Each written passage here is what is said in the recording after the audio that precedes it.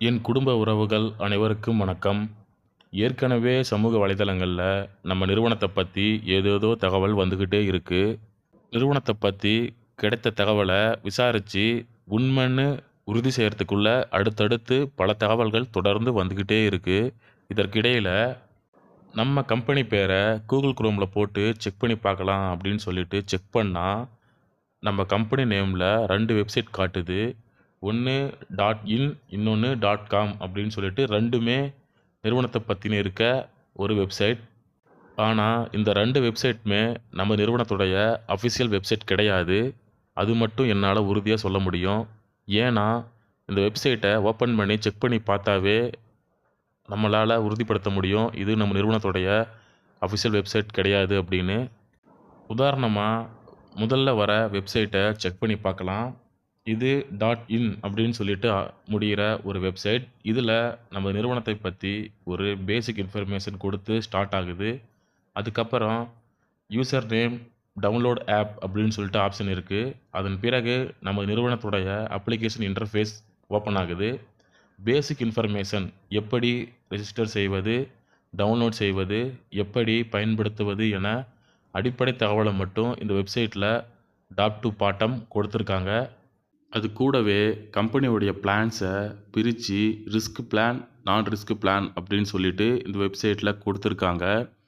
இந்த வெப்சைட் நம்ம நிறுவனத்துடைய official website கிடையாது. ஒரு தனி நபர் அல்லது ஒரு குறிப்பிட்ட டீம் தான் உருவாக்கி ரன் பண்ணியிருக்க முடியும். நமது நிறுவனத்தை பற்றி டீட்டெயில்ஸ் தெரிஞ்சுக்கிறோம் அப்படின்னு சொல்லிட்டு இந்த மாதிரி வெப்சைட்டை யாருமே போயிட்டு ஓப்பன் பண்ணி ரெஜிஸ்டரோ அல்லது டவுன்லோடோ செய்ய வேண்டாம்.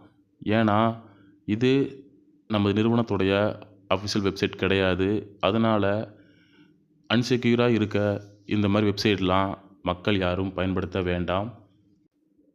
அடுத்து இதே போல் இருக்க இன்னொரு வெப்சைட்டை பார்க்கலாம். இது .com அப்படின்னு சொல்லிட்டு முடிகிற வெப்சைட்.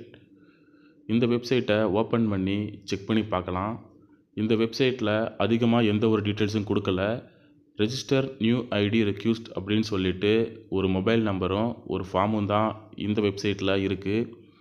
நம்ம நிறுவனத்தின் பிளான்ஸ் அல்லது நிறுவனம் தொடர்பான எந்த ஒரு தகவலுமே இந்த வெப்சைட்டில் குறிப்பிடலை.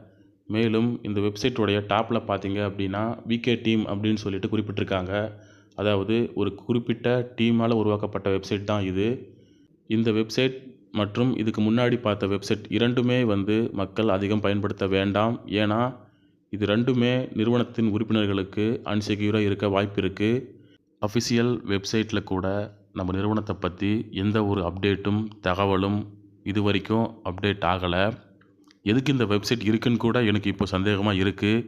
இருந்தாலும் நம்ம நிறுவனம் இப்போ அமைதியாக இருக்காங்க அப்படின்னா கண்டிப்பாக நம்ம நிறுவனம் செயல்பட ஏதாவது ஒரு வழி மேற்கொண்டு தான் இருப்பாங்க. முன்பை விட மிகப்பெரிய அளவில் நமது நிறுவனம் செயல்படப் போகிறது என்பதை மட்டும் நான் முழுமையாக நம்புகிறேன். நம்பிக்கை இல்லாதவங்க நிறுவனத்திற்கு எதிராக புகார் கொடுங்கள்.